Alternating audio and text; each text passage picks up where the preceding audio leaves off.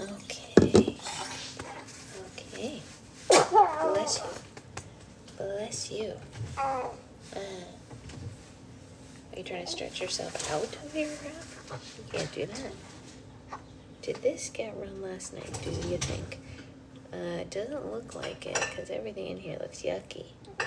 So we can't use these. That's okay, though. We have other cups. We have other cups. Yeah, we do. We do. We're going to use this one. Oh, yeah, sorry, Tiffany. I was a few minutes late because of a diaper situation. But other than that, we are here.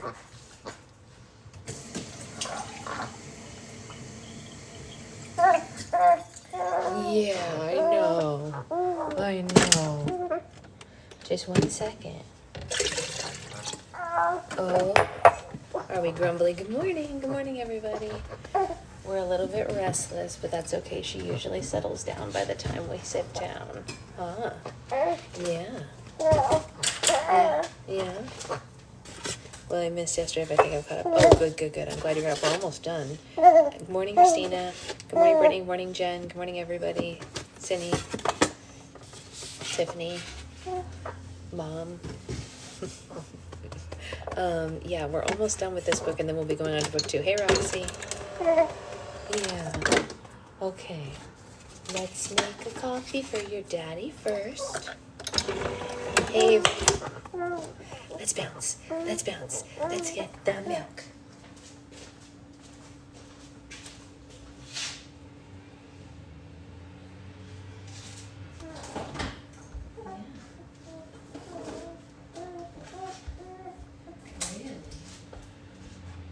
Really? Tell me more about that.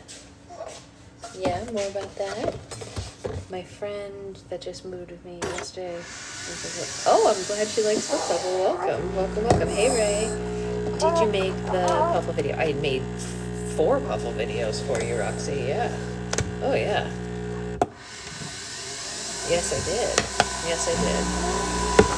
sure enough did.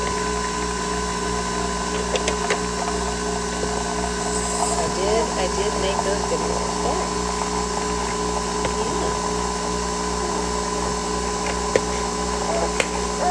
Yeah. And you were with me when I made them, huh? It's very odd, Brittany. It was very odd. I will agree with you there. And also, I knew what you meant though. Yeah, you can check out the book club. So here is the weird thing that I will tell you all.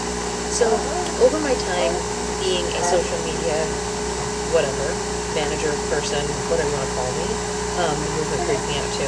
I have had a number of videos get a lot of attention, and it's not a big deal. I don't really, that's not what we're in it for, right? I have a business, so it's fine. But the business is, advertised by social media generally, so I do have to do some of it, which is also fine. But ever since the baby was born, my views have been way down, which is fine. It's not a big deal. It hasn't really affected my business too much, so I wasn't too worried about it. But yesterday when I made the Fluffle, or whatever you want to call it, videos, they did go to the For You page, and they have a lot of views. And I was like, it's been a while since I've had that many views. And I forgot how people act when you get a video that goes outside your community, because she's almost 11 weeks old. For about 11 weeks, I've only had videos that have been Among Us. And so all the comments have all been just us. And it's been really lovely. And then, I'm so sorry about that, Cindy. And then because it went to the For You page, now we have really cranky people in the comments because it's not just us anymore. And I was like, oh man, I wish that it could just go back to being us. I made those funny videos for us, and everyone turned it into a weird thing. Some of the people were nice. Yeah, don't read the comments. Because some people get crazy. Okay, in one of the videos, I briefly mentioned having sensory issues, and now one woman in the comments is really angry because we've all gone soft because she thinks sensory issues are new. I was like, no, sensory issues aren't new. It's just that people didn't talk about it. Morning, Liz. Morning, Amanda. For a long time because, people who were neurospicy were considered a lot of words that we won't use here, and we were just talking about the comment section of my recent videos, Amanda. You know, there are people that have just lost their mind. They're like, oh, you've all gone soft. Sensory issues. Blah, blah, blah, blah, blah. I love your new profile picture, Liz. And it's like, bro, sensory issues are so freaking not new. It's just that people were thrown in asylums for having stuff like that in the past. But we're okay now, and we can talk about it. And it's okay for us to talk about those things. And, you know, for me, it's not debilitating. For some people, it is. And we want to help them. We don't want to hurt them. I'm okay. It's not debilitating for me. Does it bother me? Yeah. Were there times in my life when it was debilitating? Yeah. Have I worked through it? Yeah. You know what I mean? Like, it's okay. We don't have to be mad at people for having problems. But strangers, they want to be mad. Oh, honey, what's the matter? We had trouble sleeping last night, huh? So yeah, we're in a mood. I have sensory issues and texture issues and gotten those comments before. It's so weird. I know, people need to get over it. It's not like I was like, it'd be one thing if I was like, the world should bend to my sensory issues, blah, blah, blah, blah. But that's not what I was saying. I was just, oh, honey. Oh, you didn't like that voice? Okay. What I was saying, I'm going to tell your boyfriend about it, sure. Did I get blocked for saying gross? Yeah, you probably did. You know, the thing that I was saying in the video was just, hey, if you have sensory issues, this might not be a good substance for you. Like, I wasn't like, okay, why do you care if someone buys Fluffle or not? You know what I mean? Like, I don't understand why this person cared. It was so bizarre to me. It's like, are you the owner of Fluffle? It is. It's very challenging. Oh, sweetheart, are we so overtired? It's time for nappies. I think it's time for naps, because you are overtired. It is called growth, and stigmas are hard. Christina's right.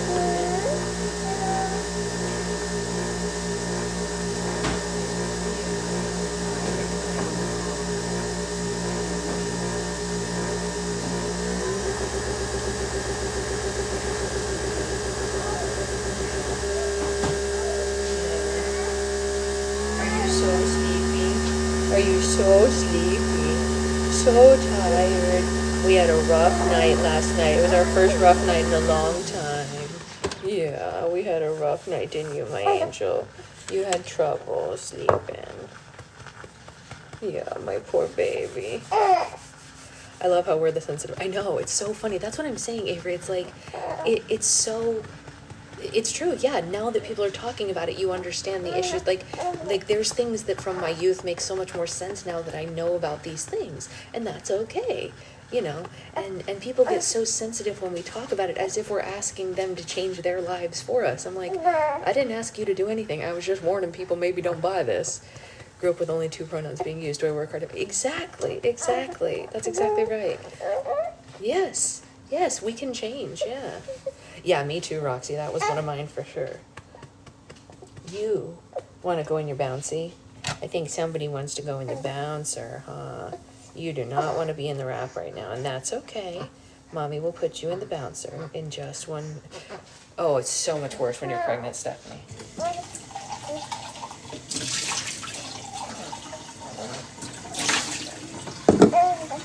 Okay. I'm going to go put her in the bouncer before she decides to off me, and then I'm going to come back for you and the coffee, because putting her in the bouncer is more important.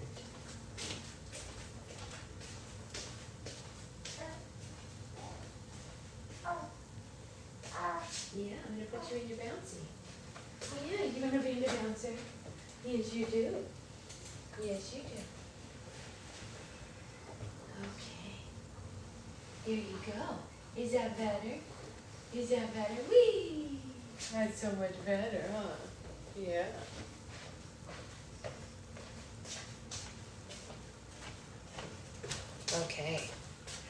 Okay, princess is always important, that's right. And don't worry, she's not far enough from me. I can literally see her from the coffee thing, so we don't live in a big place. You can hear her, I'm sure. Bless you. Bless you, sweet angel. Yeah. You feel better. She's smiling now, so she's obviously happier in the bouncer than she was in the wrap. She just had a little bit of a night, and that's okay. We all have rough nights, right?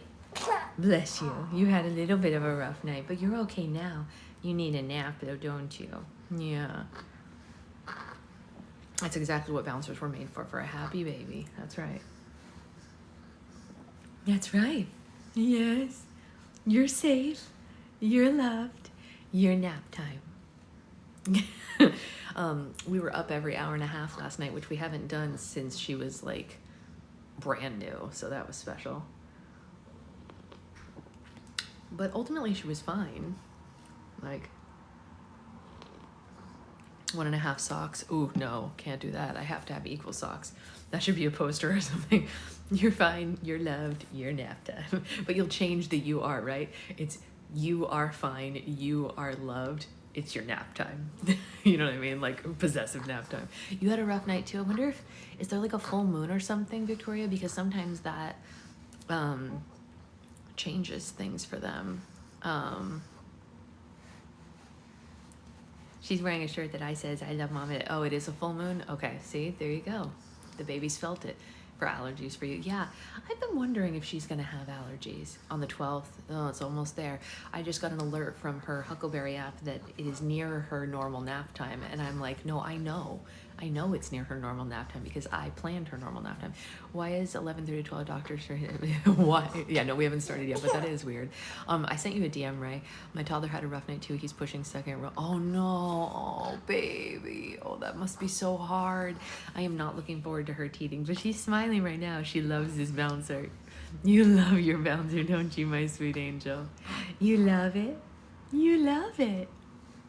Yeah. Okay. Should we read? Because we are almost done. Look at that. We have hardly anything left. Maybe if we play our cards right, we could finish it today. I had a rough last night. I just couldn't sleep. Yeah, it was weird. They couldn't handle it.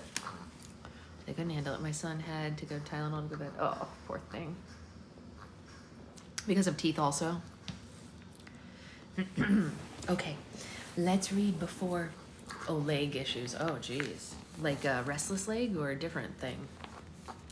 My husband has that like restless leg thing that you have to have magnesium for. He eats a lot of bananas and his dad got him this like, I don't know, cream or whatever that makes it better. It's interesting. It's like a cream that you rub on your legs that takes away those like Charlie horses you get when you don't have enough magnesium. It's interesting. Very interesting. Are you ready to read? Are you ready to sleep? Yeah. Are you going to sleep through book club again? I hope you do. I hope you do. I'm not. He's had it since he was 2. Oh my gosh. Magnesium cream is great, but yeah. I don't know if it's magnesium cream. Probably is. I'm not sure. Okay. Here we go. I'm going to read the last paragraph of the previous chapter just to get us into the vibe because I think it's important to the flow of it. And then we're going to be on chapter 5, page 331. Wholesome hippie. Oh, I'll have to look that up. All right, here we go. This is the previous paragraph, and then I'm just going to go right into it. You're very welcome, Katie. Here we go.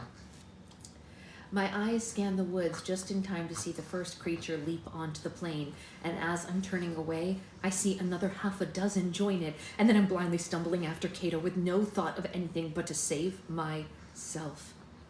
Mutations, no question about it. I've seen these mutts, but they're no natural-born animal.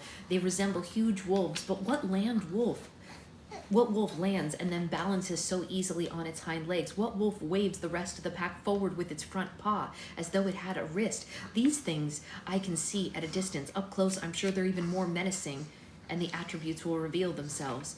Cato has made a beeline for the cornucopia with the one. Without question, I follow him. If he thinks it's the safe place, then who am I to argue? Besides, even if I could make it to the trees, it would be impossible for PETA to outrun them on that leg. Oh, PETA, my hands have just landed on the metal at the point tail of the cornucopia when I remember that I'm part of a team. He's about 15 yards behind me, hobbling as fast as he can, but the mutts are closing in on him fast. I send an arrow into the pack and one goes down, but there are plenty to take its place. PETA is waving me to go up the horn. Go, Katniss, go, he says, and he's right. I can't protect either of us if I'm on the ground. I start climbing and scaling the cornucopia on my hands and feet. The pure gold surface has been designed to resemble the worn horn that we fill at harvest, so there's little ridges and seams to get a decent hold on. But after a day in the arena's sun, the metal is hot enough to blister my hands. Cato lays on his side at the very top of the horn, 20 feet above the ground, grasping gasping to catch his breath as if he's gagging over the edge, and now it's my turn to finish him off. I stop midway up the horn and load another arrow, but just as I'm about to let it fly, I hear PETA cry out. I twist around and see that he's reached the tail and the mutts are right on his heels. "Climb!" I yell, and PETA starts up the hampered by not only his leg but the knife in his hand. I shoot my arrow down the throat of the first mutt that places its paw on the metal, and as it dies, the creature lashes out, inadvertently opening gashes on a few of its companions, and that's when I look at the claws. They're 4 inches and clearly razor sharp.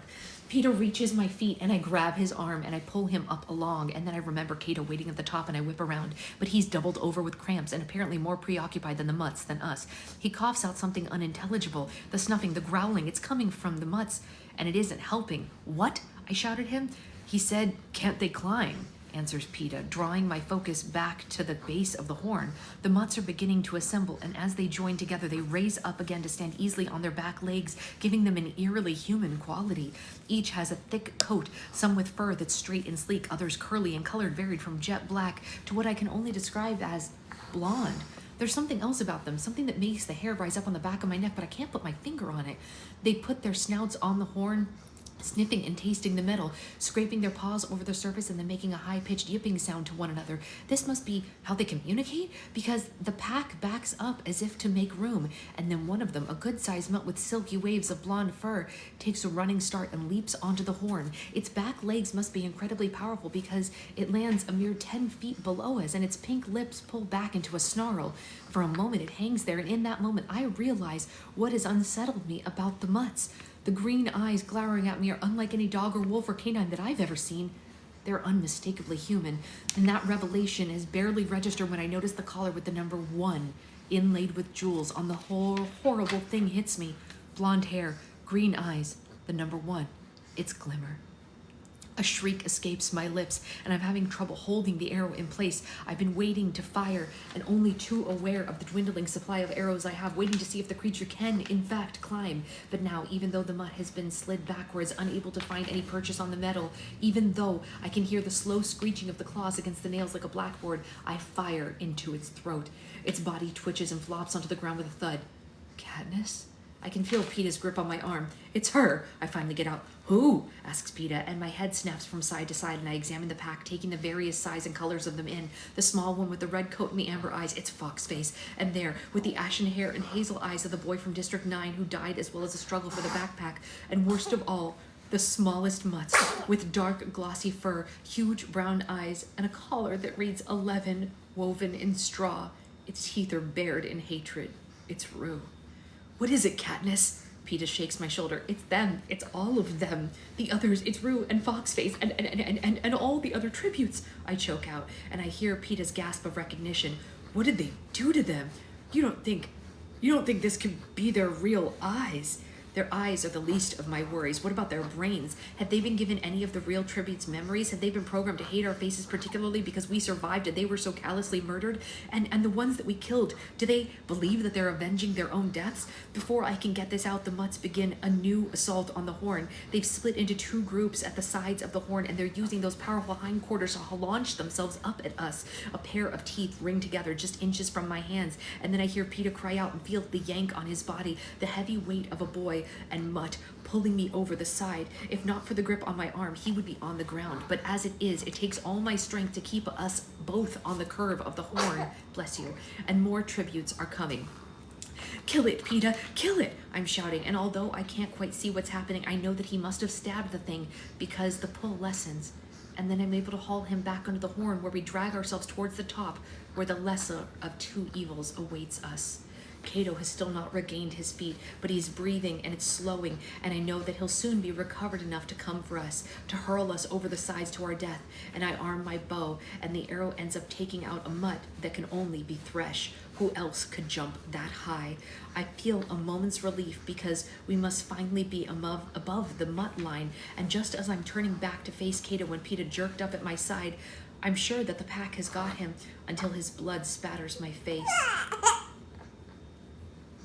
Good morning, Isabella, and good morning to you, the paid actor who gives reactions at the correct moment.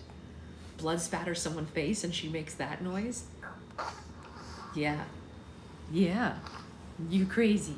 That's silly. I'm kidding. You're not crazy. You're genius. Okay.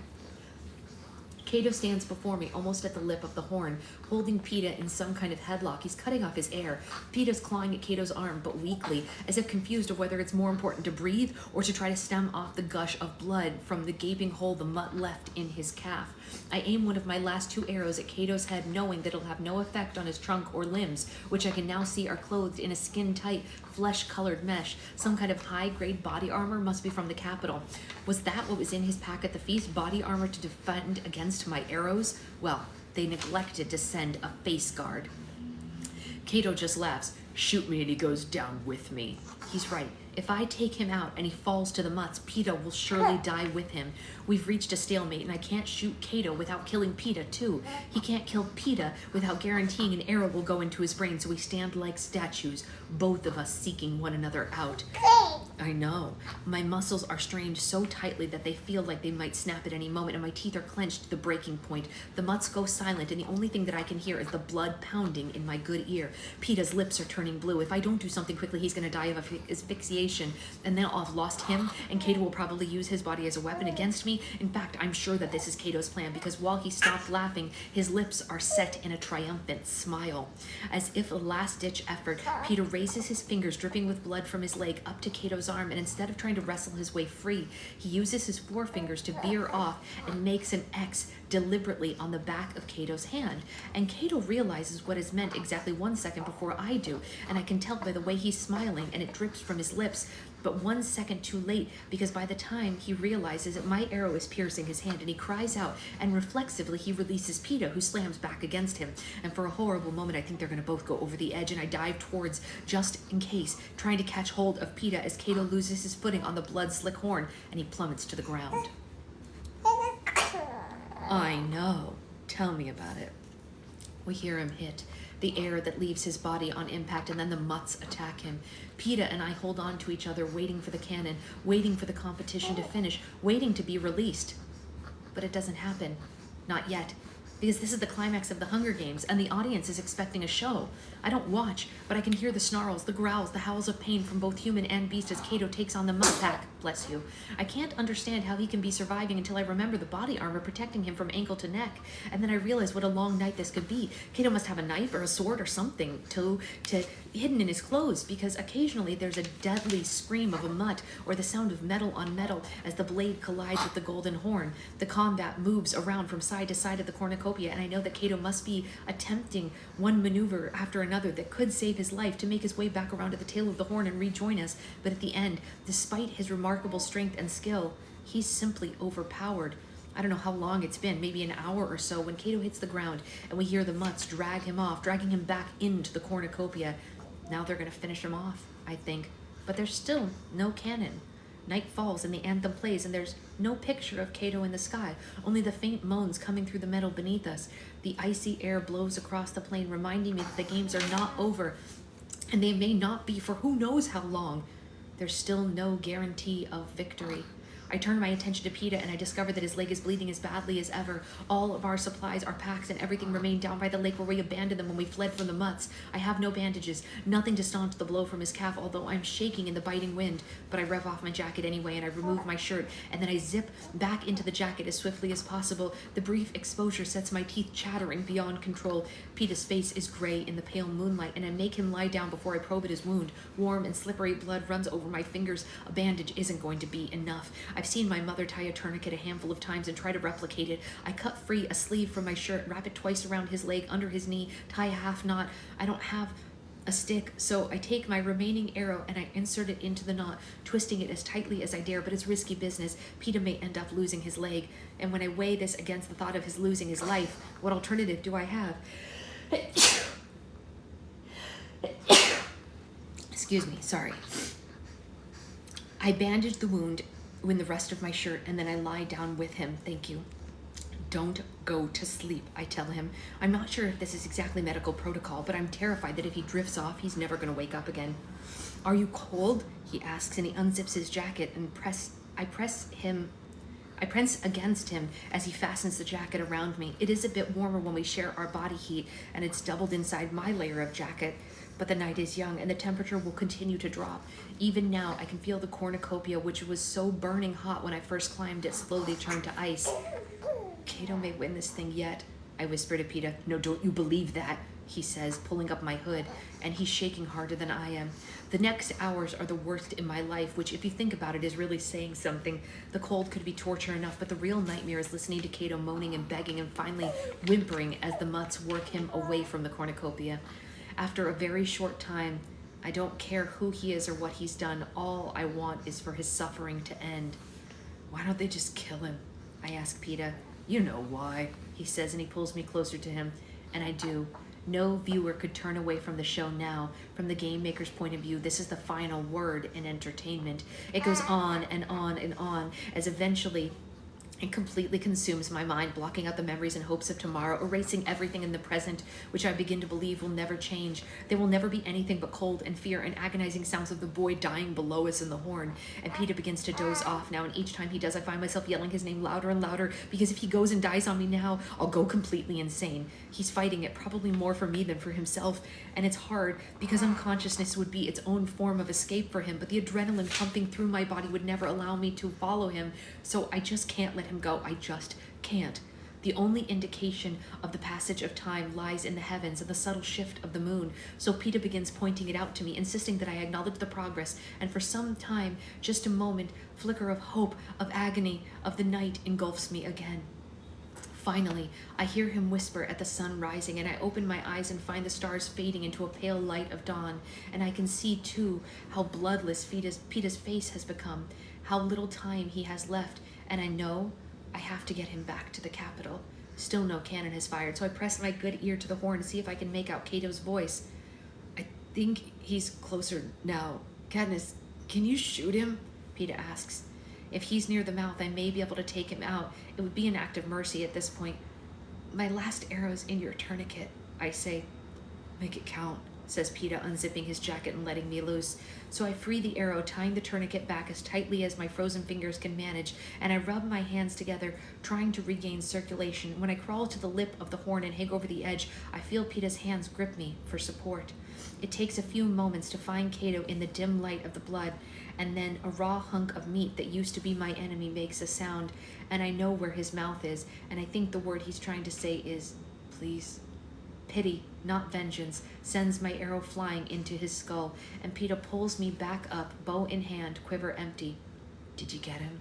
He whispers, and the cannon fires the answer. I think we won, Katniss, he says hollowly. Hooray for us. I manage to get out, but there's no joy of victory in my voice. A hole opens up in the plain, and as if on cue, the remaining mutts bound into it, disappearing as the earth closes above them. We wait for the hovercraft to take Cato's remains, for the trumpets of victory that should follow, but nothing happens. Hey! I shout into the air. What's going on? The only response is the chattering of the waking birds. Maybe it's the body. Maybe we have to move away so that they can get it, says Peeta. I try to remember. Do you have to distance yourself from the dead tribute for the final kill? My brain is too muddled to remember, but what else could be the reason for the delay? Okay. Do you think you could make it to the lake? I ask. I think I better try, says Peeta, and we inch down the tail of the horn and fall to the ground. In the stiffness of my limbs, this is bad. How can Peeta even move? I rise first, swinging and bending my arms and legs, and then I think maybe I can help him up, and somehow we make it back to the lake, and I scoop up a handful of the cold water for Peeta, and then I bring a second scoop to my lips. A mockingjay gives a long, low whistle, and the tears refill my eyes as the hovercraft appears and takes Cato's body away. Now they'll take us. Now we can go home. But again, there's no response. What are they waiting for? Says Peeta weakly. Between the loss of the tourniquet and the effort it took to get to the lake, his wound has opened up again. I don't know, I say, but whatever the holdup is, I can't watch him lose any more blood, so I get up to find a stick, but almost immediately come across the arrow that bounced off Cato's body armor. It will do as well as the other arrow. As I stoop to pick it up, Claudius Templesmith's voice booms into the arena. Greetings to the final contestants of the 74th Hunger Games. The earlier revision has been revoked. Closer examination of the rulebook has discovered that only one winner may be allowed, he says. Good luck, and may the odds be ever in your favor. There's a small burst of static and then nothing more. I stare at Peeta in disbelief as the truth sinks in. They never intended to let us both live. This has all been devised by the game makers to guarantee the most dramatic showdown in their history. And like a fool, I bought into it. If you think about it, it's not really that surprising, he says softly, and I watch as he painfully makes his way to his feet, moving towards me as if in slow motion, and he's handing me the knife, pulling it from his belt. Before I'm even aware of my actions, my bow is loaded, with the arrow pointed straight at his heart, and Peeta raises his eyebrows, and I see the knife has already left his hand, and it's on its way into the lake where it splashes water. I drop my weapons and take a step back, my face burning in what can only be shame. No, Peeta says. Do it. He limps towards me and thrusts the weapon back into my hand. I can't, I say. I won't. Do it before they send those mutts back or something like that. I don't want to die the way that Cato did. Then you shoot me, I say furiously, shoving the weapons back at him. You shoot me and you go home and you live. I say it, and I know death is right there, right here, right now, and that would be the easier of the two. You know I can't do that, Peeta says, discarding the weapons. Fine. I'll go first anyway. He leans down and rips the bandage off his leg, eliminating the final barrier between his blood and the earth. No, you can't kill yourself, I say, and I'm on my knees, desperately plastering bandage back onto his wound. Katniss, he says, this is what I want. You're not going to leave me here alone, I say, because if he dies, I'll never go home. Not really. I'll spend the rest of my life in the arena thinking of a way out. Listen, he says, pulling me to my feet. We both know that they have to take a victor, and it can only be one of us. Please, do this. For me. And he goes on about how he loves me and what life would be like without me, but I've stopped listening because his previous words are trapped in my head, thrashing around. We know they have to have a victor. Yes, they have to have a victor. Without a victor, the whole thing would blow up in the game maker's face. They'd have failed the Capitol. They might possibly even be executed slowly and painfully with the cameras broadcasting it to every screen in the country. If Peeta and I were both to die, or even if they thought that we were... My fingers fumble with the pouch on my belt, freeing it. Peeta sees it and he clamps his hand on my wrist. No, I won't let you do that. Trust me, I whisper. And he holds my gaze for a long moment and then he lets me go. I loosen the top of the pouch and pour a few spoonfuls of berries into his palm, and then I fill my own palm. On the count of 3, Peeta leans down and kisses me once, very gently. All right, the count of 3 then, he says. We stand, our backs pressed together, our empty hands locked tight. Hold them out. I want everyone to see them, he says, and I spread out my fingers, the dark berries glistening in the sun. I give Peeta's hand one last squeeze as a signal, as a goodbye, and we've been counting. 1, maybe I'm wrong. 2, maybe they don't care if I die. 3, it's too late to change my mind. I lift my hand to my mouth to take one last look at the world, and the berries have just passed my lips when the trumpets begin to blare. The frantic voice of Claudia Templesmith shouts above them, Stop, stop, stop! Ladies and gentlemen, I'm pleased to present the victors of the 74th Hunger Games, Katniss Everdeen and Peeta Mellark. I give you the tributes of District 12. Well, they got him good, didn't they? Liz, if you're still here, I think she fell asleep at 9 o'clock. If you could text me that to remind me. Oh, no, just kidding. We have open eyes. She's really fighting it hard. Sleep, baby girl, sleep. She wrote this book beautifully, Christina. So well, doesn't even begin to describe it. It's like utter perfection. All right, chapter 26. I think we might be able to finish this today, you guys, because yeah, it's only 9:07 and we have 2 more chapters, but like we could probably squish through this, you know? Okay, chapter 26. Let's do this. Let's finish this today. We're gonna do Catching Fire tomorrow. I spew the berries out of my mouth, wipe my tongue with the end of my shirt to make sure that no juice remains. Peeta pulls me to the lake where we both flush out our mouths with water and then we collapse into each other's arms. You didn't swallow any? I ask him. He shakes his head. You? I guess I'd be dead by now if I did, I say, and I can see his lips moving in reply, but I can't hear him over the roar of the crowd in the Capitol that they're playing over the live speakers. The hovercraft materializes overhead and 2 ladders drop. There's only one way that I'm letting go of Peeta. If I keep one arm around him and I help him up, and then we each place a foot on the rung of the ladder. The electric current freezes us in place, and this time I'm glad, because I'm not really sure that Peeta can hang on for the whole ride, and since my eyes were looking down, I can see that while our muscles are immobile, nothing is preventing the blood from draining out of Peeta's leg. Sure enough, the minute the door closes behind us, the current stops, and he slumps to the floor, unconscious. My fingers are still gripping the back of his jacket so tightly that when they take him away, it tears, leaving me a fistful of black fabric. The doctors are in sterile white, masked and gloved, already prepped to operate, and they go into action. Peeta is so pale and still on the silver table. Tubes and wires spring out of him in every which way, and for a moment I forget that we're even out of the games, and I see the doctors as just one more threat, one more pack of mutts designed to kill him. Petrified, I lunge for him, but I'm caught and thrust back into another room, and a glass door seals us. I pound on the glass, screaming my head off. Everyone ignores me, except for some Capitol attendant who appears behind me and offers me a beverage. I slump down on the floor, my face against the door, staring uncomprehendingly at the glass in my hand. Oh, you are out? You want mommy to hold you while we read this one? You need to be rocked to sleep with mommy? Do you? Do you? Oops. There we go. Is that better? Is that better? Were you calling to me? Were you using your voice? That was good use of your voice. Good calling to mommy. Good asking for what you need. Yeah. Good asking for what you need. I know. Good asking for what you need. Yeah, my sweet angel. That was good. Okay. Through the glass, I see the doctors working feverishly on Peeta, their brows creased in concentration. I see the flow of liquid pumping through the tubes, and I watch the wall of dials and lights that mean nothing to me. I'm sure I think his heart stops twice. It's like being home again when they bring the hopelessly mangled person from the mine explosion, or the woman in her 3rd day of labor, or the famished child struggling against pneumonia, and all they have are my mother and Prim, and they wear that same look on their faces. Now is the time to run away into the woods, to hide in the trees until the patient is long gone, and in another part of the seam, the hammers make the coffin. But I'm held here both by the hovercraft walls and the same force that holds the loved ones of the dying.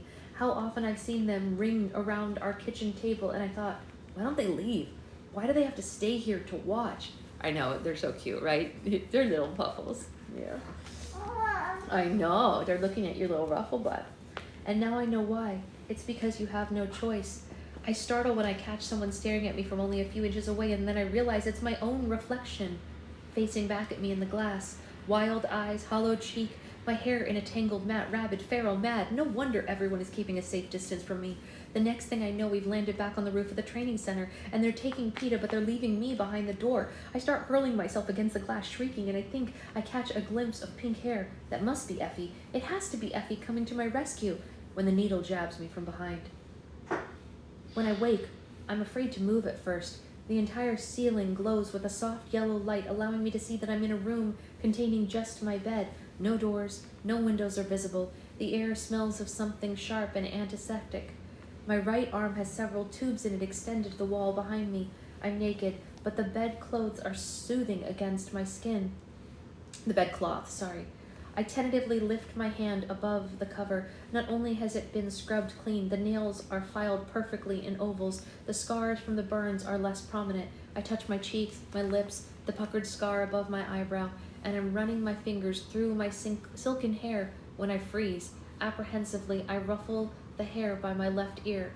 No, it wasn't an illusion. I can hear again.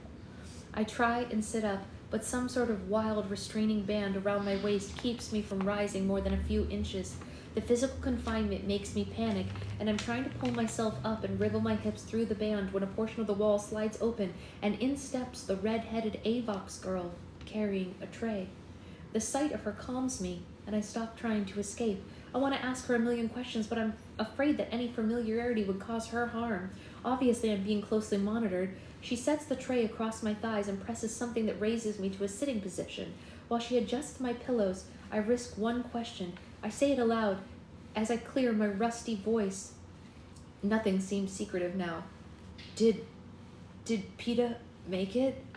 She gives me a nod, and she slips a spoon into my hand, and I feel the pressure of friendship. I guess she did not wish me dead after all, and Peeta's made it. Of course he did. With all their expensive equipment here, still, I hadn't been sure until this moment, and the Avox leaves and closes the door noiselessly after her, and then I turn hungrily to the tray. A bowl of clear broth, a small serving of applesauce, and a glass of water. That's it? I think grouchily. Shouldn't my homecoming dinner be a little more spectacular? but I find it's an effort to even finish the spare meal before me. My stomach must have shrunk to the size of a chestnut, and I have to wonder how long I've been out because I have no trouble eating a fairly sized meal breakfast the last morning in the arena. There's usually a lag of a few days before the end of the competition and the presentation of the victor so that they can put the starving, wounded mess of a person back together again. Somewhere, Cinna and Portia will be creating our wardrobes for the public appearances. Hamish and Effie will be arranging the banquet for our sponsors, reviewing the questions for our final interviews.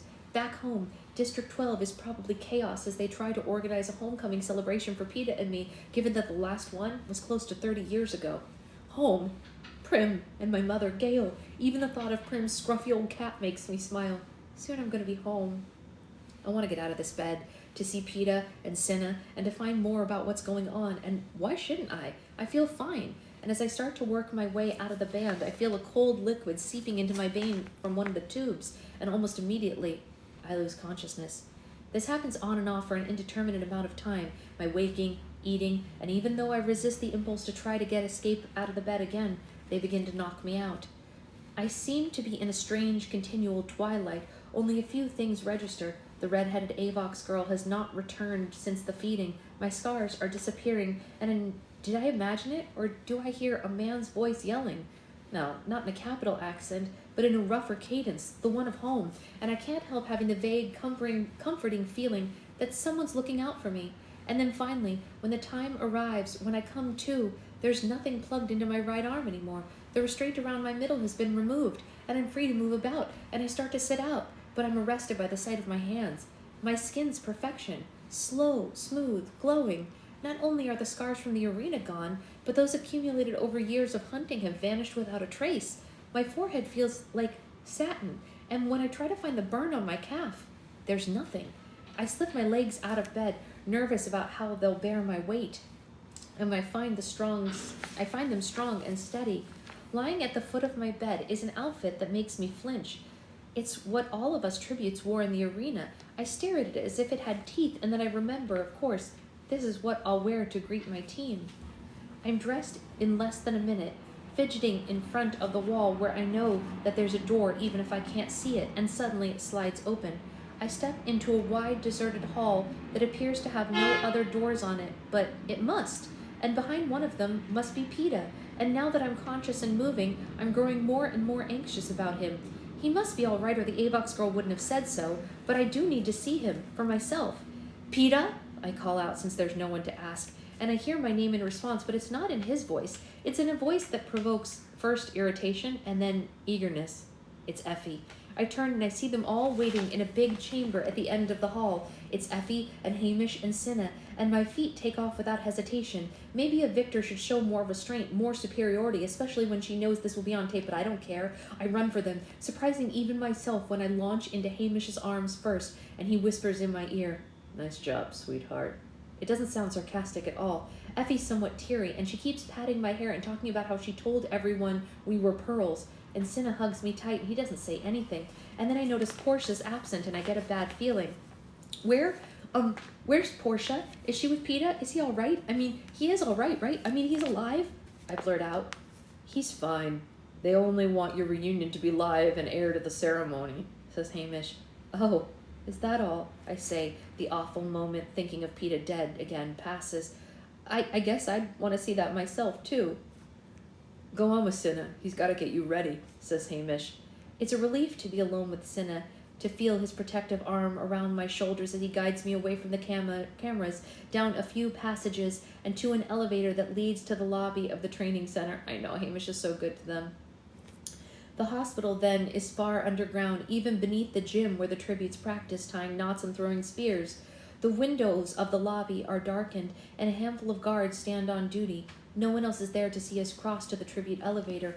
Our footsteps echo into the emptiness, and when we ride up to the 12th floor, the faces of all the tributes who will never return flash across my mind, and there's a heavy, tight place in my chest. When the elevator doors open, Venia, Flavius, and Octavia engulf me, talking so quickly and ecstatically that I can barely make out their words. The sentiment is clear, though, that they're truly thrilled to see me, and I'm happy to see them too, although not like in the way I was to see Cinna. It's more in the way that one might be glad to see an affectionate trio of pets at the end of a particularly difficult day. They sweep me into the dining room, and I get a real meal, roast beef and peas and soft rolls, and although my portions are still being strictly controlled because when I ask for seconds, I'm refused them. No, no, no, they don't want it all coming back up on the stage, says Octavia, but she secretly slips me an extra roll under the table to let me know she's on my side. When we go back to my room, Cinna disappears for a little while as the prep team gets ready. Oh, they did a full body polish on you, says Flavius enviously. Not a flaw is left on your skin. But when I look at my naked body in the mirror, all I can see is how skinny I am. I mean, I'm sure I was worse when I came out of the arena, but I can still easily count my ribs now, and they take care of the shower settings for me, and they go to work on my hair and nails and makeup when I'm done, and they chatter so continuously that I barely have to reply, which I guess is good because I don't feel very talkative.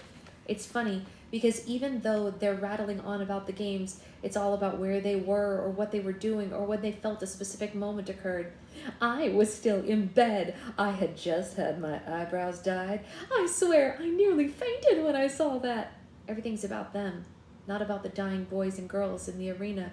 They don't wallow in the games in the way that we did in District 12. We grit our teeth and we watch because we must, and we try to get back to business as soon as possible when they're over. To keep from hating the prep team, I effectively tune out everything that they're saying. Cinna comes in what appears to be an assuming yellow dresses across his arm. Have you given up the whole girl on fire thing? I ask. I don't know. You tell me, he says, and he slips it over my head, and I immediately notice that there's a padding over my breasts, adding curves that hunger has stolen from my body. My hands go up to my chest and I frown. I know, Cinna says before I can object, but the game makers wanted to alter you surgically. Hamish had to fight with them over it. This was our compromise. He stops me before I can look at my reflection. Wait, don't forget the shoes. Venia then helps me into a pair of flat leather sandals, and I turn and look in the mirror. I'm still the girl on fire. The sheer fabric glows softly, and even the slight movement of the air sends a ripple across my body. By comparison, the chariot costume seems garish. The interview dress seems contrived. This dress, in it, I give the illusion of wearing candlelight. All right, what do you think? Asks Cinna. I think it's your best yet, I say, and I manage to pull my eyes away from the flickering fabric. I'm in something of a shock. My hair is loose and held back by a simple hairband. The makeup rounds and fills out the sharp angles of my face. The clear polish coats my nails. The sleeveless dress is gathered at my ribs, not my waist, largely eliminating any help that the padding would give my figure. The hem falls to my knees. Without heels, you can see my true stature. I look, very simply, like a girl. A young one, 14 at the most, innocent, harmless. Yeah, it's shocking that Sin has pulled this off when you remember that I just won the games. This is a very calculated look. Nothing that Cinna designs is arbitrary. I bite my lip and try to figure out his motivation. I thought maybe I would be in something more sophisticated looking, I say. I thought Peeta would like this better, he answers carefully. Peeta? No, it's not about Peeta. It's about the Capitol and the game makers and the audience. And although I don't yet understand Cinna's design, I'm reminded that the games are not quite finished. And beneath his benign reply, I sense a warning of something that he can't even mention in front of his own team. We take the elevator to the level where we trained. It's customary for the victor and his or her support team to rise from beneath the stage. First the prep team, followed by the escort, then the stylist, the mentor, and finally the victor. Only this year, it will be two victors who shared both an escort and a mentor. The whole thing had to be rethought. I find myself in a poorly lit arena under the stage. A brand new metal plate has been installed to transport me upward. You can still see small piles of sawdust and fresh paint. Cinna and the prep team peel off to change into their own costumes and take their positions, leaving me alone. And in the gloom, I see a makeshift wall about 10 yards away, and I assume that Peeta is behind it. The rumbling of the crowd is loud, so I don't notice Hamish until he touches my shoulder. I spring away, startled, still half in the arena, I guess. Easy, easy. It's just me. Let's have a look at you, Hamish says, and I hold out my arms and turn once. Yeah, good enough. That's not much of a compliment. But what? I say, thank you, Liz. Hamish's eyes shift around me, my musty holding space, and he seems to make a decision. But nothing.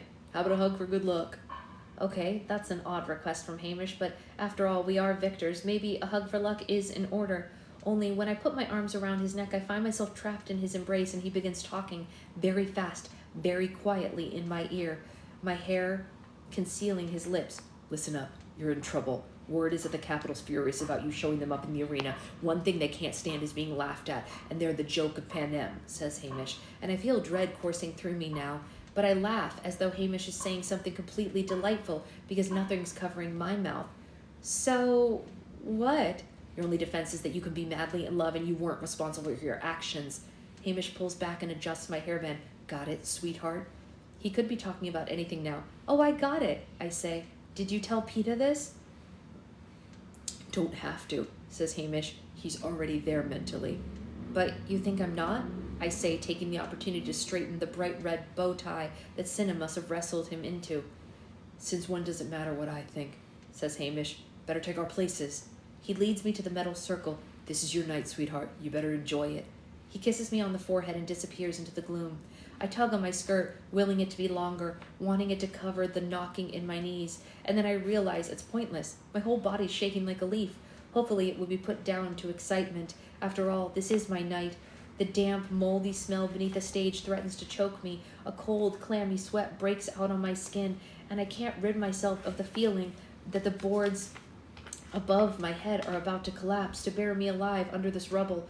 When I left the arena, when the trumpets played, I was supposed to be safe. From then on, for the rest of my life. But if what Hamish says is true, and he's got no reason to lie about it, I've never been in such a dangerous place in my life. It's so much worse than being hunted in the arena. There I could only die. End of story. But out here, Prim, my mother, Gale, and the people of District 12, everyone I care about back home, they could also be punished if I can't pull off the girl driven crazy by love scenario that Hamish has suggested. So I still have a chance, though. Funny, in the arena, when I poured out those berries, I was only thinking about smarting the game makers, not how my actions would reflect on the Capitol. But the Hunger Games are their weapon, and you're not supposed to be able to defeat it. So now the Capitol would act as if they've been in control the whole time, as if they orchestrated the whole event, right down to the double suicide. But that will only work if I play along with them. And Peeta's gonna suffer too, if this goes wrong, I mean. But what was it that Hamish said when I asked if he had told Peeta the situation? That he had to pretend to be desperately in love? Don't have to. He's already there. Already thinking ahead of me in the games and well aware of the danger that we're in? Or already desperately in love? I don't know. I haven't even begun to separate out my feelings about Peeta. It's just too complicated. What I did was a part of the games as opposed to what I did out of anger towards the Capitol, or maybe because of how it could be viewed back in District 12, or simply because it was the only decent thing to do. Or did I do what I did because I care about him? These are the questions that are unraveling that I'll have to take care of back home in the peace and quiet of the woods when no one's watching. Not here, with every eye upon me. But I won't have that luxury for who knows how long. And right now, the most dangerous part of the Hunger Games is about to begin.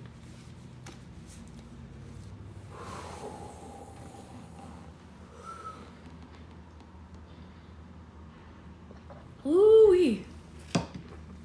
All right, guys. We have one chapter. I know we usually end it this time, but I think we can do it. I know we have Roll for Slime tonight, but we can't just leave it there.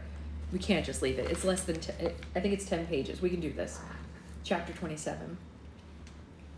The anthem booms in my ears, and then I hear Caesar Flickerman greeting the audience. Does he know how crucial it is to get every word right from now on? He must. He will want to help us, right? The crowd breaks into applause as the prep teams are presented. I imagine Flavius and Venia and Octavio bouncing in and out as ridiculous bobbing bows. It's safe bet that they're clueless, and then Effie's introduced. How long she's waited for this moment. I hope she's able to enjoy it, because as misguided as Effie can be, she's very keen about certain things, and must at least suspect that we're in trouble. Portia and Cinna receive huge cheers. Of course, they've been brilliant, and they had a dazzling debut, and I now understand Cinna's choice of a dress for me tonight. I'll need to look girlish and innocent as possible. Hamish's appearance brings a round of stomping applause that goes on for at least 5 minutes. Well, he's accomplished a first, keeping not only one, but 2 tributes alive. And what if he hadn't warned me in time? Would I have acted differently? Flaunted the moment with the berries in the Capitol's face? No, I don't think so. But I could easily have been a lot less convincing than I need to be now, right now, because I can feel the plate lifting me up onto the stage, blinding lights, the deafening roar rattles the metal under my feet. And then there's just Peta a few yards away. He looks so clean and healthy and beautiful that I hardly recognize him, but his smile is the same whether under mud or in the Capitol, and when I see it, I take about 3 steps, and then I fling myself into his arms. He staggers back, almost losing balance, and that's when I realize the slim metal contraption in his hand is some kind of cane. He rights himself, and then we cling to each other while the audience goes insane. He's kissing me, and all the time I'm thinking, do you know how much danger we're in? And after about 10 minutes of this, Caesar Flickerman taps on his shoulder to continue the show, and Peta pushes him aside without even a glance, and the audience goes berserk. Whether he knows it or not, Peta is, as usual, playing right to the crowd. Finally, Hamish interrupts us and gives us a good-natured shove towards the victor's chair, and usually this is a single ornate chair from which the winning tribute watches the film highlights of the games, and since there are 2 of us, the game makers have provided a plush red velvet couch, a small one. My mother would call it a love seat, I think. I sit so close to Peta that I'm practically on his lap, and the look from Hamish tells me that this isn't enough, so I kick off my sandals and I tuck my feet into the side, leaning my head against Peta's shoulder, and his arm goes around me automatically, and I feel like I'm back in the cave, curled up against him, trying to keep warm. His shirt is made of the same yellow material as my dress, but Portia's put him in long black pants, no sandals either, but a sturdy pair of black boots, and he keeps me solidly planted on the stage. Sorry guys, I gotta prove I'm human. I wish that Cinna had given me a similar outfit. I feel so vulnerable in this flimsy dress, but I guess that was the point. Caesar Flickerman makes a few more jokes, and then it's time for the show. This will last exactly 3 hours and is required viewing for all of Panem. As the lights dim and the seal appears on the screen, I realize that I'm unprepared for this. I don't want to watch the 22 fellow tributes die. I saw enough of them dying the first time. My heart starts pounding, and I have a strong impulse to run. How have the other victors faced this alone? During the highlights, they periodically showed the winners' reactions up on the box in the corner of the screen, and I think back to earlier years. Some are triumphant, pumping their fists in the air, some are beating their chest, some just seem stunned. All I know is that the only thing keeping me on this love seat is Peta and his arm around my shoulders and the other hand that claimed both of mine. Of course, the previous victors didn't have the Capitol looking for a way to destroy them. Condensing several weeks into 3 hours is quite a feat, especially when you consider how many cameras were going at once. Whoever puts together the highlights has to choose what sort of story they're going to tell, and this year, for the first time, they tell a love story. I know Peta and I won, but a disproportionate amount of time is spent on us. Right at the beginning, I'm glad though, because it supports the whole crazy and love story that's being my defense against the Capitol now, plus it means that we won't have as much time to linger over the deaths.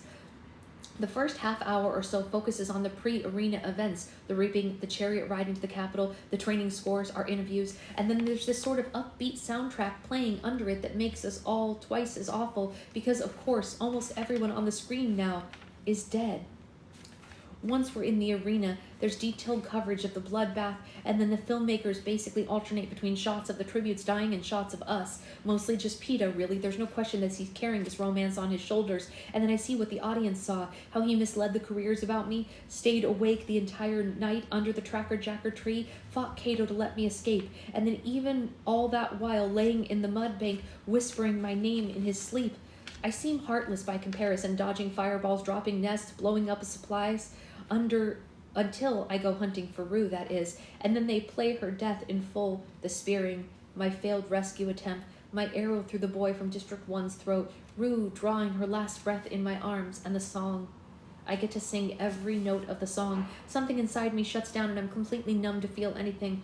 It's like I'm watching a complete stranger in the Hunger Games, but I do notice that they omit the part where I cover her in flowers.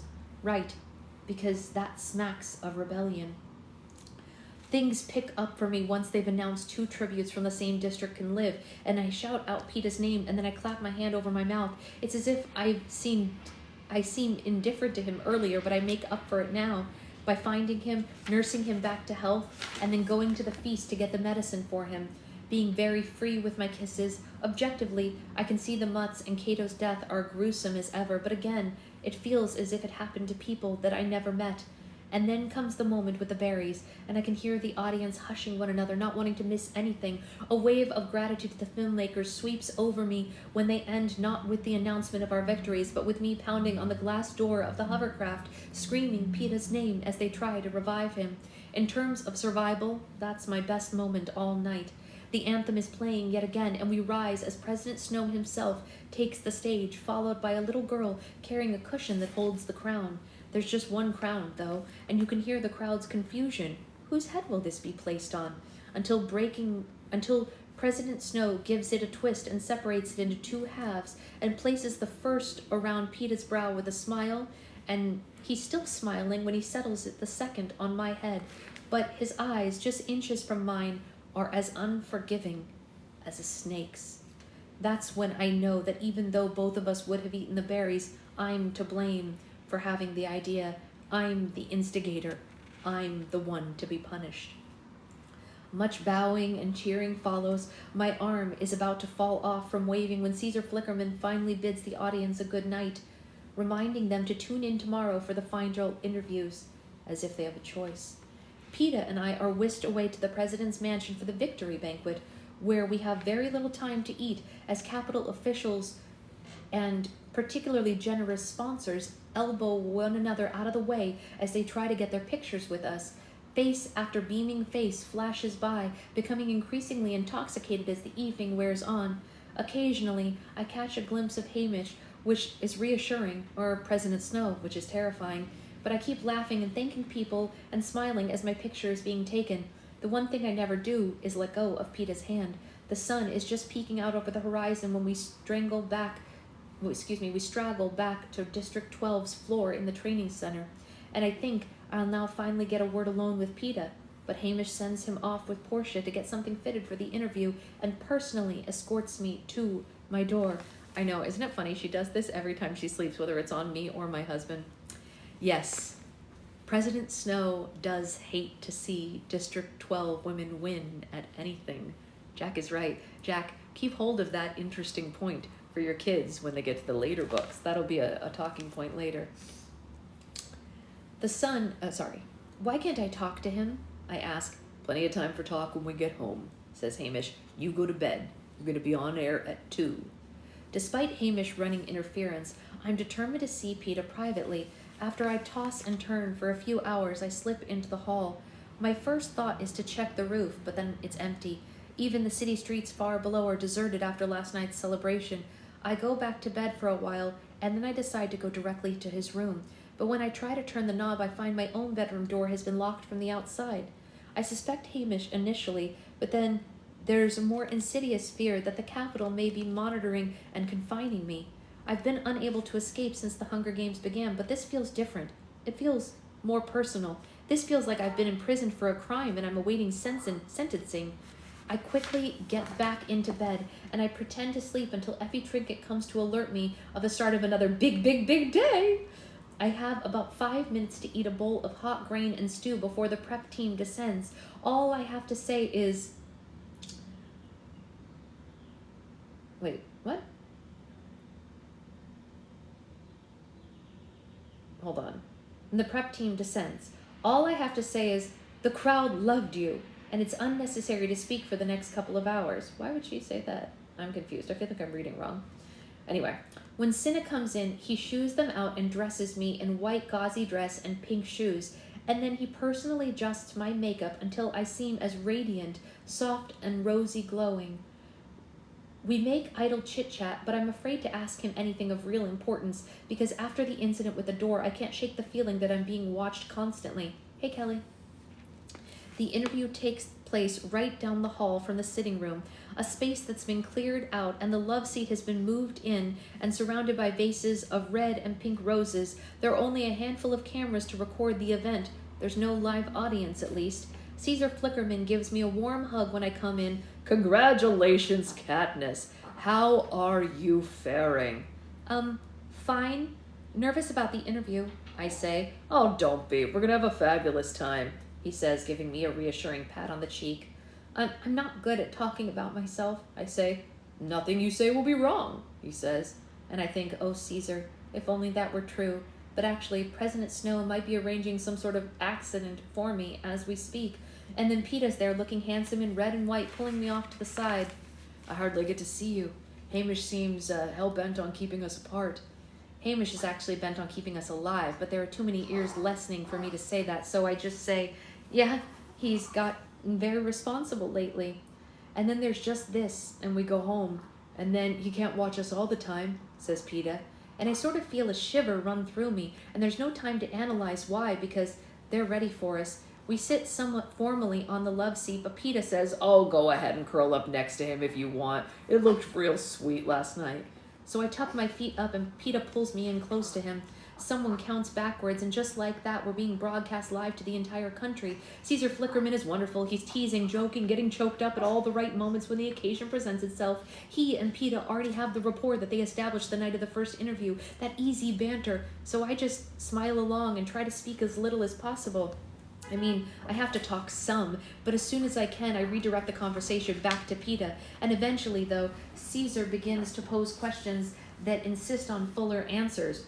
Well, Peeta, we know from the days in the cave that it was love at first sight from you at what, age 5? Caesar says. Yeah, from the moment I laid eyes on her, says Peeta. But Katniss, what a ride for you. I think real excitement for the audience was watching you fall in love with him. When did you realize that you were in love with him? Asks Caesar.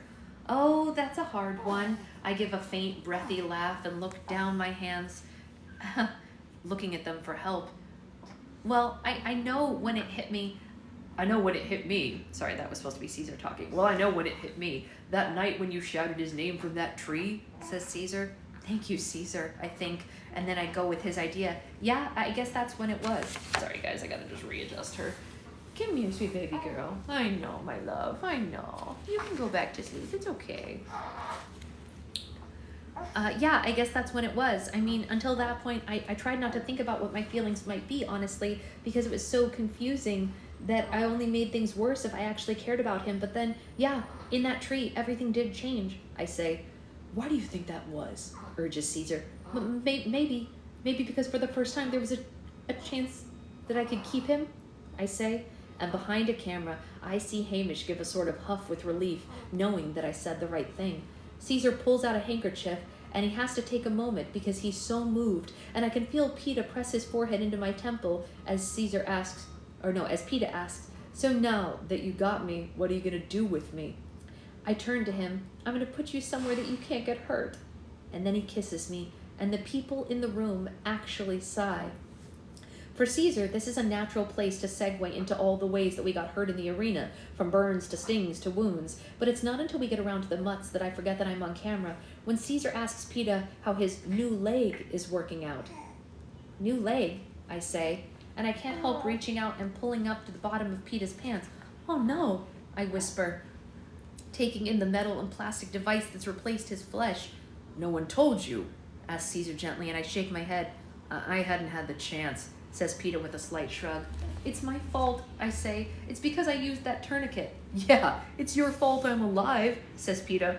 He's right, says Caesar. He'd have bled to death for sure without you.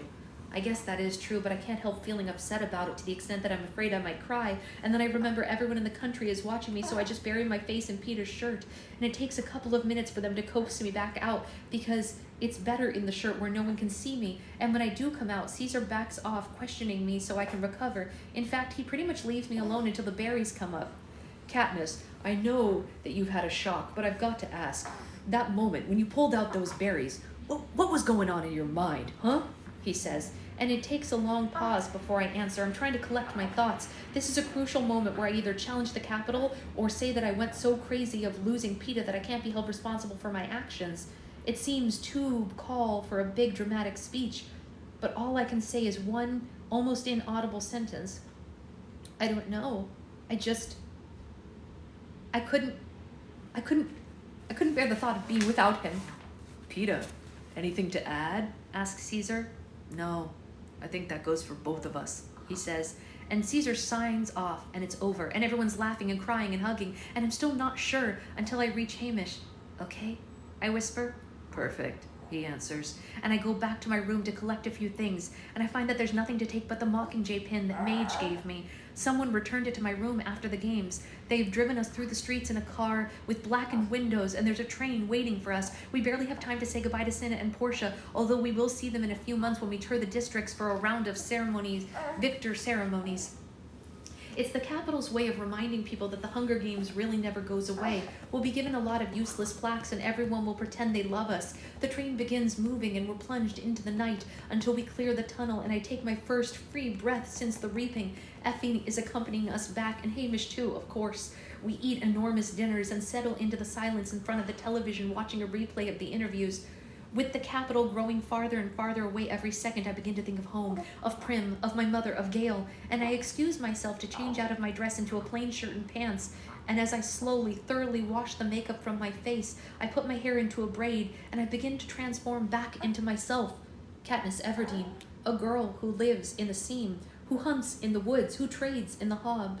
I stare into the mirror as I try to remember who I am and who I'm not. And by the time I join the others, the pressure of Peeta's arm around my shoulder feels alien. When the train makes a brief stop for fuel, we're allowed to go outside for some fresh air, and there's no longer any need to guard us. Peeta and I walk down along the track hand in hand, and I can't find anything to say now that we're alone. He stops to gather a bunch of wildflowers for me, and he presents them to me, and I work hard to look pleased, because he can't know that the pink and white flowers are the tops of wild onions, and they only remind me of hours spent gathering with Gale. Gale.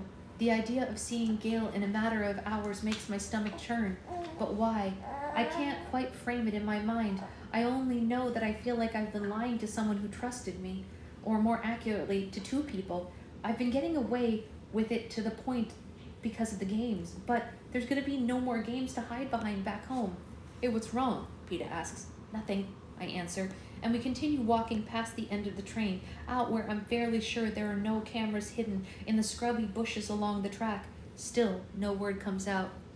Oh no, you know what? She's self-soothing when she chews on her fist. She's actually sleeping. I can hear her snoring. She ate right before this, so she's not hungry, but she does this when she's self-soothing. She'll, instead of sucking her thumb, she goes, that's just her little way of soothing herself.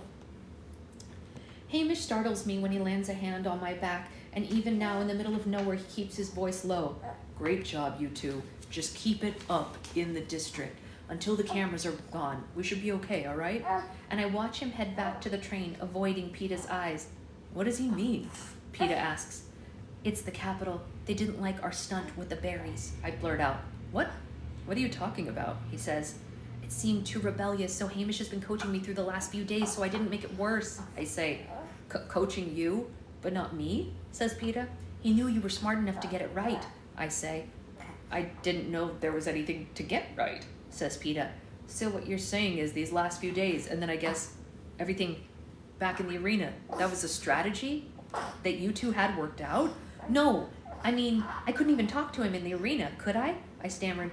But you knew what he wanted you to do, didn't you? Says Peeta, and I bite my lip. Katniss! He drops my hand and I take a step as if to catch my balance. It was all for the games? Peeta says. How you were acting? No, not all of it, I say, tightly holding onto my flowers. All right, then how much of it? No, forget that. I guess the real question is, what's going to be left when we get home, he says. I don't know. The closer we get to District 12, the more confused I get, I say, and he waits for further explanation, but none is forthcoming. All right, well, let me know when you work it out, I guess, he says, and the pain is palpable in his voice. I know that my ears are healed, because even with the rumble of the engine, I can hear every step that he takes back to the train, and every time I've climbed aboard, Peeta has disappeared into his room for the night. By the time I've climbed aboard, Peeta disappeared into his room for the night, and I don't see him the next morning either. In fact, the next time he turns up, we're pulling into District 12, and he gives me a nod, and his face is expressionless. And I want to tell them that he's not being fair, that we were strangers, that I did what it took to stay alive, to keep us both alive in the arena, that I can't explain how things are with Gale because I don't even know for myself, that it's no good loving me because I'm never going to get married anyway, and that he'd just end up hating me sooner or later, and if I do have feelings for him, it doesn't matter because I'm never going to be able to afford the kind of love that leads to a family and children. And how can he, after what we've been through? I know, honey, I know. I just want to tell him how much I already miss him, but that wouldn't be fair on my part. So we just stand there silently, watching grimly as our station rises up around us. Through the window, I can see the platform thick with cameras, everyone will be eagerly watching our homecoming. What's the matter, honey? Are you waking up? Out of the corner of my eye, I see Peter extend his hand, and I look at him unsure. One more time, for the audience, he says. I know. Oh, she lost a sock. Oh, her sock. Thank you, Ashley. That's right, you lost a sock. One more time for the audience. What, honey? What is it, my baby? What? His voice isn't angry. It's hollow, which is worse. Already the boy with the bread is slipping away from me, and I take his hand, holding on tightly and preparing for the cameras, dreading the moment when I will finally have to let go.